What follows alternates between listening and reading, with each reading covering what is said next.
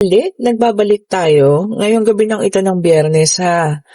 O di ba tapos na tayo sa inyong forecast for the year 2026, no? Sa lahat ng mga signs. At ngayon naman, tingnan natin ang inyong love forecast, okay? Love life forecast for the year 2026. Kamusta ang magiging buhay pag-ibig ninyo pagpasok ng 2026? Ano ba ang ating makikita, no? Tingnan nga natin kung ano-ano itong unang sign na ating makukuha. Oh, water sign, okay. And this is Ten of Cups, Cancer, Scorpio, and Pisces. O, yan ha. For some of you, mga water sign, you will be unified by love. So, ibig sabihin, may mga tao magbabalik sa inyong buhay. Ayan ha. Sa nais at sa ayaw nyo man, magpapakita at magpapakitang muli ang mga taong ito sa buhay ninyo ha. O, mga Cancer, Scorpio, and Pisces. Okay po? Tignan pa natin kung yung ko ng ating oracle card. Ayan. Kung ano pa ang naisip pahiwatig sa inyo no, ngayong 2026 tungkol sa inyong buhay, pag-ibig. Ito, nakakonsentrate tayo sa inyong love life, ha? Sige. Tingnan pa natin, ano? Ayun. Okay. So, meron tayo ditong mystique. Sabi niya ganun, no? Keep changing ahead and don't take no for an answer. Sabi niya, no? Expect miraculous solutions to appear. O yan. So, ibig sabihin daw po nito, no, kung meron mag-iimbita, ayan, mga panibagong kakilala, ayan ha, pwedeng pagbigyan, sabi ha. And kasi baka doon mo makita, 'di ba? Kung ikaw man ay naging biktima nitong past na tong 2025 ng hindi magandang relasyon. Baka dito sa panibagong tao na ito, no. Dito mo matatagpuan naman ang tunay na pag-ibig. Kaya sabi niya, miraculous. Oh, sabi niya, miraculous way. Okay po. So, wag yung puro hindi tayo. Kaya may mag-iimbita. Naku, ayoko kasi ganito, ganito, ganyan. Wag daw po puro ganun, ha.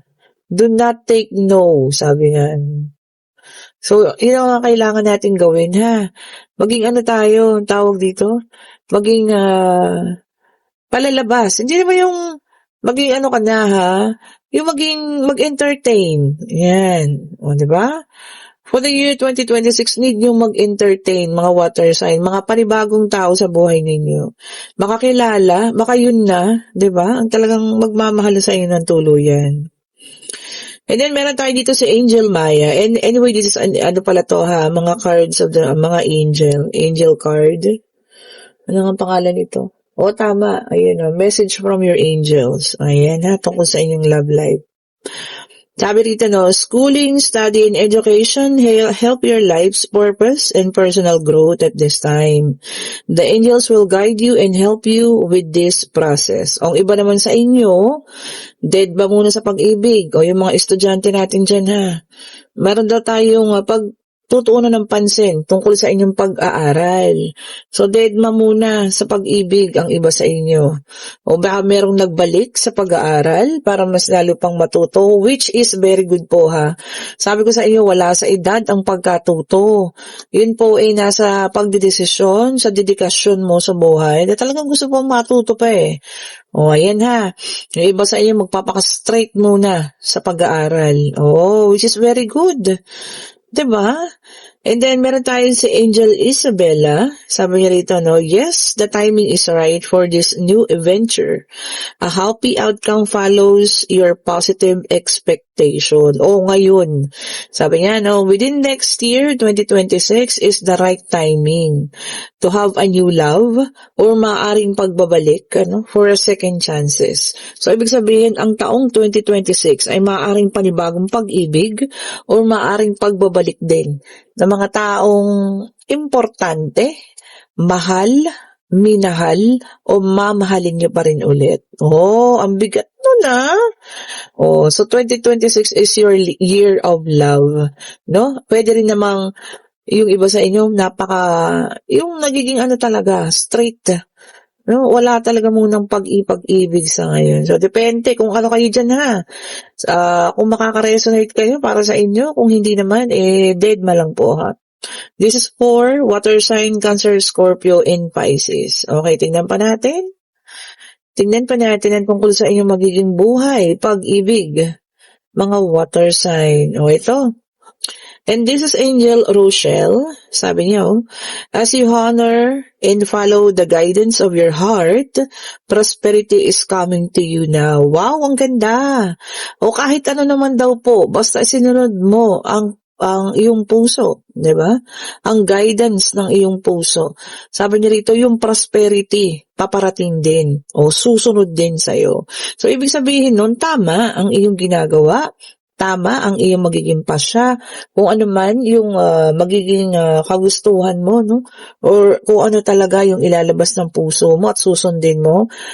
Tingnan mo yon, yung prosperity, yun pa yung kasunod, hindi ba? Yung pag-ayos ng financial, kasunod na nun. Ibig sabihin, nasa tama ka na. Tama na yung landas na yun, ano? O, diba? Parang yung reading kanina yun, no? So, ayan ha. Kung nararamdaman ninyo sa inyong mga puso na tama naman ang inyong ginagawa at kayo'y nasa tamang landasin, sundin. Dahil ibig sabihin daw po, paparating din ang pag-ayos ng inyong financial. Prosperity is coming. Ganda. Ito, tignan pa natin. And this is the Sacred Traveler Oracle card. Ayan ha. Tignan natin kung ano pa ang ibibigay sa inyo. Kaugnay sa inyong buhay pag-ibig ngayong 2026. Sabi niya dito, grounding. Go deep, explore your roots. Ayan. O dito, baka sa mga taong hindi mo naman gaanong kakilala, kumbaga, dumating lang sa buhay mo. Kumbaga, chatmate lang. Ayan, ang ibig yung sabihin dito, kilalanin mo ng mabuti.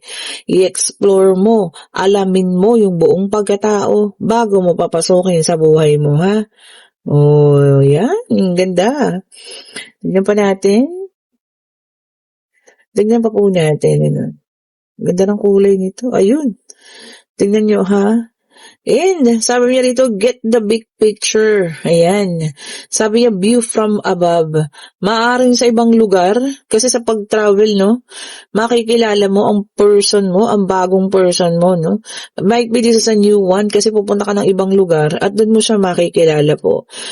Ayan ha, magpapahayag ng pag-ibig kung sino man sa ang taong ito, na makikilala mo, maaring ito ay hindi natin kalahi, pwedeng ibang lahi, kasi sa pag-travel mo makikilala Maaring pagtatrabaho mo sa ibang lugar na yan, nandiyan na yung taong matagal na sanang nagmahal sa iyo, o yung tinatawag nating soulmate. Ayun, tumalon-talon. And then sabi niya rito, answering the call. The time is now. Talagang ngayon, 2026 ang panahon ng para pag-ibig para sa mga water sign. Ayan ha. Baka meron naman sa inyong nagpapahayag na, di ba, nagpaparamdam, tumatawag, nagchat-chat, pero ini-ignore nyo lang. Bigyan naman ng tsansa. Di po ba? Kung ito man na yung inyong dating pag-ibig, pakiramdaman mabuti. Kung ayaw na talaga, wala akong magagawa. Kung bago naman itong person na to, bigyan nyo ng chance. Sabi nga doon, explore the roots. Kilalaning mabuti. Diba? Baka sa pagkilala niyong mabuti, mas lalong magiging maganda. At mas lalong, alam niyo na, baka siya na yung tunay. Diba? And para sa mga water sign talaga, cleansing water. Purification activates vibrant life force. Yan, be positive. Ganun lang. Diba? Maging positive tayo para lahat ng positive na bagay pumasok po sa ating buhay, ha. Lalo na sa pag-ibig. Lalo na kung lagi kang positibo, di positibong tao yung darating po sa inyo. Diba? Basta clear ang inyong mind, walang ibang iniisip, pagiging positibo lang, at pagiging masaya lang sa buhay, magiging maayos po ang lahat, ha. Whether it's a new person, whether it's an old person, na magbabalik sa buhay ninyo, kung ano't ano man daw po ang magiging desisyon nyo ay tama. Oh, yun ha. Tama ang magiging desisyon ninyo. Kung palalayain, tama. Kung tatanggapin muli, tama. Kung panibagong tao ito at inyong tatanggapin, tama pa rin yun. At kasunod daw po ay ang pag-ayos ng inyong buhay. O, diba? So, this goes para sa ating mga water sign, Cancer, Scorpio, and Pisces. Sana nagustuhan niyo ang love reading ninyo for the year 2026.